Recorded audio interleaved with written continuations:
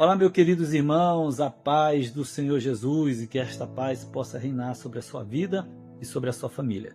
Eu quero trazer hoje aqui um assunto muito importante que vai te direcionar, que vai te nortear e dar sentido na sua vida. Talvez você é uma pessoa que neste exato momento está insatisfeito com algumas coisas que está acontecendo e talvez o motivo, a razão, seja porque você ainda não descobriu o seu propósito de vida.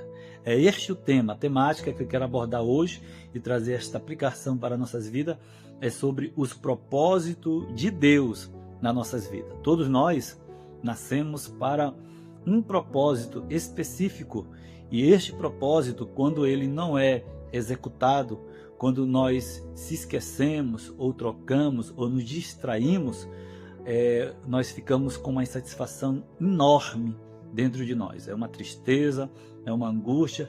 Tem gente que ela chega até a desenvolver nela algumas doenças emocionais, ansiedade, depressão. Por quê? Porque ela está perdida em relação ao seu propósito. E tem gente que está perdido mesmo, às vezes está realizando coisas grandiosas, está no meio de pessoas, vamos dizer assim, importantes, está ganhando muito dinheiro, mas ela ainda não se sente satisfeita, realizada. Por quê? Porque ela está desviada do propósito dela. Pastor Leonardo, então quer dizer que existe possibilidade da pessoa se desviar do seu propósito de vida? Claro que sim, através das distrações da vida, as propostas que o mundo e a vida nos oferece. Tem gente que ela estava caminhando certinho, indo para o seu destino final, para o seu propósito original. Mas aí veio uma proposta, veio as distrações e ela pegou um atalho e hoje ela está longe do propósito de Deus para a sua vida. Por isso que muitas delas estão tristes e muitas delas aí acham até mesmo que a vida não tem nenhum sentido. Tem delas que chegam até a se suicidar, tirar a própria vida. Então, a partir do momento que você descobre qual o propósito pela qual você nasceu, porque se você nasceu, existe uma razão pela qual você nasceu e uma missão ela foi te dada para você realizar. Você não nasceu, ouve isso aqui, para ser mais um. Tá aí a Terra aí com quase 8 bilhões de pessoas e será que você nasceu simplesmente por acidente, acidentalmente, coincidentemente? Será que você nasceu e está aí vivendo e não está marcando a vida de ninguém, não está marcando a história de ninguém, até agora não deixou nenhum legado? Vai morrer e acabou? E é só isso? Não, claro que não. Porque a partir do momento que você nasceu para X geração, para esta geração, no ano tal, naquele dia que você nasceu, Deus te escolheu para você realizar algo específico na vida. E a missão de descobrir isso é sua. Mas Deus é tão bom que Ele ainda nos ajuda nessa estrada da vida que nos leva para o nosso destino final.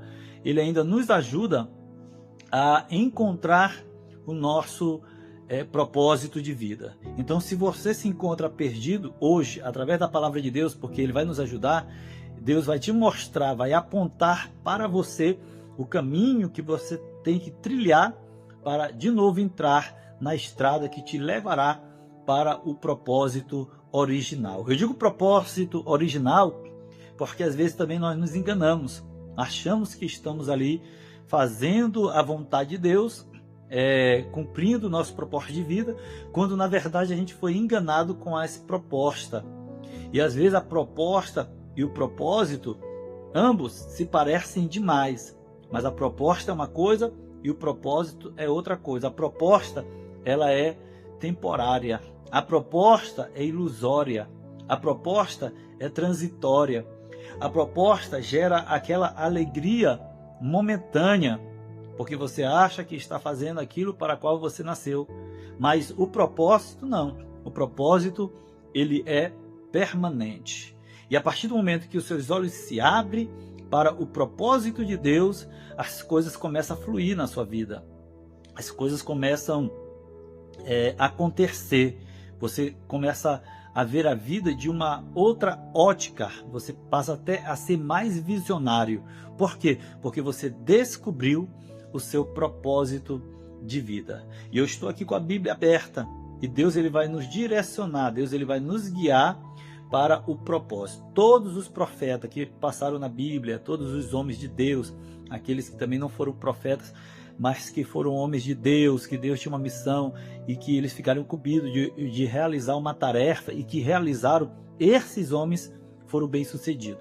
Às vezes nós nos enganamos achando que ser bem-sucedido é ganhar rios de dinheiro, é colocar o nosso nome aí nos outdoor, é ter fama, é ter sucesso, é reconhecimento. Isso aí não é propósito, porque muitas vezes tem gente que tem isso aí na sua vida, né? Muitas pessoas aí, até no meio mesmo artístico, você vai ver pessoas que têm aí seus nomes nas revistas, nas principais revistas do Brasil e do mundo também, e que são bem-sucedidas em várias áreas, mas no requisito propósito, elas até então não se encontraram. E se elas não se acharam, então elas estão perdidas. E infelizmente, eu digo isso até com dor no coração, né? Lamento muito dizer isso, mas tem gente que passa a vida toda e não descobre o porquê nasceu, o motivo, a razão. Por quê? Porque elas se estagnaram na zona de conforto. Elas ficaram ali na própria bolha que elas criaram. É isso aqui e pronto, e acabou. Quando na verdade não é isso coisa nenhuma. Deus quer levar ela para experiências extraordinárias. E isso só será possível quando esta pessoa, ela acha, ela descobre, ela encontra o seu propósito de vida. E muitas das vezes, na nossa caminhada, né, que nos leva para o nosso propósito original, eu digo propósito original porque às vezes você está no processo que está te levando para o teu propósito, mas ainda você não chegou no propósito original. E às vezes você, como eu falei, você pegou atalho, está desviado, e você tem que orar. Deus te ensina aqui, às vezes você tem que orar assim, ó: Pai, Deus, me ajuda a voltar para o propósito original. Deus, eu quero fazer aquilo que eu nasci para fazer. A missão que o Senhor me deu para me fazer, eu quero realizá-la. Aí sim, você vai estar andando de acordo com a vontade de Deus, porque você estará cumprindo o seu propósito de vida, tá bom? E muitas vezes, para a gente encontrar o nosso propósito de vida e que esse propósito aconteça nas nossas vidas, significa renunciar. É isso mesmo, abrir mão de algumas coisas, abrir mão de algumas coisas que estão impedindo do teu propósito chegar até você, ou de você chegar até o seu propósito. Então, tem momento que você tem que fechar ciclos. E quando eu digo fechar ciclos aqui, encerrar ciclos, terminar ciclos, não é só de coisas não, não é só de vícios não, mas às vezes de pessoas. Existem pessoas que realmente são tóxicas e que elas estão ali às vezes para atrapalhar o teu propósito, são pedra de tropeço. Mas tem pessoas que elas vêm para somar, só que elas vão somar com você até certo ponto. Existe um limite estabelecido por Deus, que você vai somar na vida dela e ela vai somar na sua vida. Você com o seu propósito de vida e ela com o propósito de vida dela. Mas vai ter um momento que vai ter que se separar, porque não tem mais como vocês se caminharem, porque são propósitos diferentes. Mas não quer dizer que aquela pessoa não serviu, pelo contrário, ela foi uma bênção para você, assim como você também foi uma bênção para aquela pessoa também. Então, tem momento que a gente tem que dar tchau para pessoas que ficam um bom tempo. Tem umas que são bem relâmpago, passam em nossas vidas. Tem pessoas que passam assim de uma forma bem relâmpago, bem rapidinho. São bem passageiras. Mas tem outras que marcam. Tem outras que participam de aniversário, de datas especiais, de alguns momentos especiais. E aí chega um momento que você tem que mandar ela embora. Por quê? Porque infelizmente essa pessoa não casa mais com o teu propósito de vida. Mas isso não quer dizer que esta pessoa é uma pessoa má. Não, ela tem que seguir o caminho dela e você também seguir o seu caminho. Sabe de quem eu me lembrei? Do patriarca Abraão. Ele tinha um sobrinho cujo nome era Ló, e a Bíblia diz que os pastores deles de gado ovelha e tudo mais, estavam em contenda, estavam brigando, porque Deus prosperou tanto esses dois homens, e prosperou de uma forma tão grande que a terra não tinha como sustentá-los. E começou a ter aquela contenda, aquela briguinha, aquela coisinha chata. Aí Abraão, espiritual, crente, homem de Deus, pacífico, chama Ló e diz assim: meu sobrinho, a gente é crente, Deus não é Deus de confusão, Deus é Deus de paz. Então vamos fazer o seguinte: se tu for para a direita, eu vou para a esquerda. Se tu for para a esquerda, eu vou para a direita. Tá bom? Em outras palavras, meu sobrinho, tu é parente, tu é família, tu tem meu sangue, mas não dá mais para a gente continuar junto. Porque o propósito que Deus tem na tua vida, meu sobrinho, é diferente do meu. O meu propósito não casa com o teu propósito. Até aqui, daqui para frente, a gente tem que se separar. Sabe o que foi que aconteceu? Ló, ele foi enganado, porque Ló ele andava assim, pela visão natural. Inclusive, o significado do nome Ló é véu.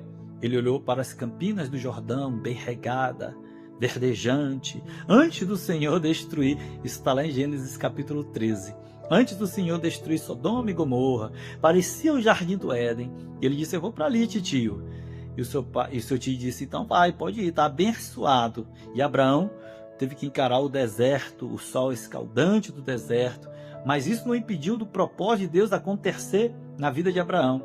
Não aconteceria, e seria talvez, e Abraão teria muito prejuízo, ia desencadear tanto nele como no seu sobrinho Ló, talvez até uma briga, uma coisa séria, se Ló tivesse continuado com Abraão.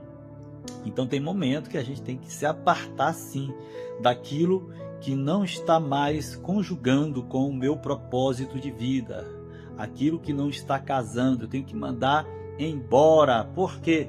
Porque eu tenho um propósito, eu tenho uma missão, eu tenho uma tarefa para realizar, tá bom? E eu estou com a Bíblia aqui aberta, e Deus vai te dar a direção, e também para mim, para nós, e a gente vai só aprender, tá bom? Ó, Esther capítulo 4, versículo 13 e 14, eu vou ler, diz assim: então Mardoqueu mandou que respondesse a Esther: não imagine no teu íntimo que por estares na casa do rei, escaparás só tu entre todos os judeus. Ó 14, porque se de todo te calares, neste tempo, socorro e livramento de outra parte sairá para os judeus, mas tu e a casa de teu pai perecereis.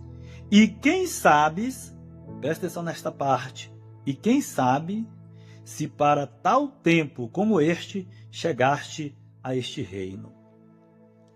Tremendo, né, gente? Aqui é o seguinte, deixa eu explicar para você. Os judeus foram sentenciados à morte, X data, todo mundo ia morrer, os bens iam ser confiscados, né? Pensa aí numa tragédia, algo terrível mesmo. E Mardoqueu fica sabendo disso. E quando ele fica sabendo, ele rasga suas vestes e coloca uma outra veste, uma veste de pano de saco com cinza, e sai gritando no meio da cidade, clamando, com aquela dor de luto.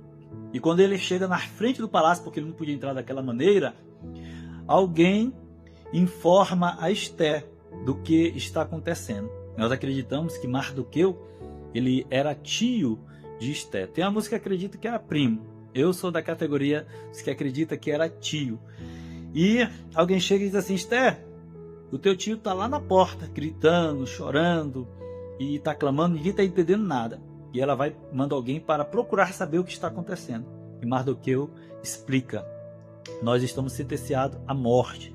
X data, todos os judeus vão morrer.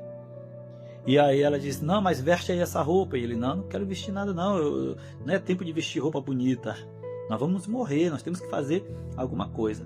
É nesse momento que Mardoqueu envia uma mensagem para ela através das servas de Esther e também das camareiras, dizendo: olha Esther, deixa eu dizer uma coisa aqui para ti. Tu procuras fazer alguma coisa. É isso mesmo, é tio, ele usou a autoridade dele naquele momento. Porque Mardoqueu sempre cuidou da Esther. Mardoqueu, ele era crente, era espiritual. Desde criança, ele viu Radassa e disse: essa menina nasceu para um propósito grande. Porque perdeu os pais, não chegou a conhecer os pais, mas eu vou cuidar dela. Até quando teve ali a seleção para ser escolhida para ser a rainha, a esposa do rei, Mardoqueu deu uma estratégia para ela. porque ele sabia que Deus tinha um propósito na vida daquela menina. Mardoqueu disse assim: olha, não revela ainda a tua etnia, a tua identidade. Não fala de que povo tu és. No momento certo, tu fala. E agora parece que chegou o momento. E agora ele envia uma mensagem dizendo para ela: ó, não pensa tu que tu vai escapar, porque tu tá aí no palácio, na casa do rei, a esposa é rainha. Não, se tu não fizer alguma coisa, se tu não se levantar para fazer alguma coisa, por certo vai vir socorro do judeu, para os judeus de algum lugar. Vai vir a providência. Mas se tu ficar isenta, se tu for omissa neste exato momento, você e a casa de teu pai perecereis. E quem sabe, essa parte aqui é tremenda, quem sabe você não chegou aonde chegou, quem sabe você não é rainha, não foi coroada como rainha, o fato que você está no trono, existe um propósito. Então Esther se levanta e faz alguma coisa. A gente conhece o desfecho da história. Ela faz um jejum com a serva dela e entra na sala do trono, sem a permissão do rei, mas a unção de Deus estava tão grande na vida daquela mulher, e aquele era o propósito de Deus na vida dela, que ele estendeu o cetro para ela, dando permissão, e o rei chegou para ela entrar, permissão para ela entrar, e o rei perguntou: pede-me o que tu quiseres, rainha, e até a metade do meu reino eu te darei. Meu Deus, que tremendo, que coisa tremenda, que coisa maravilhosa. A Esther não nasceu para ser só uma rainha, para viver uma vida de luxo, no palácio, sentar no trono, coroada, toda maquiada, coroada, né, com uma coroa na cabeça, andando ali com as servas, patricinha. Não foi esse o propósito da existência de Esther e o fato dela ter chegado e galgar tal posição que assim ela chegou. Deus tinha um propósito na vida daquela mulher. E agora o propósito estava sendo concretizado, realizado.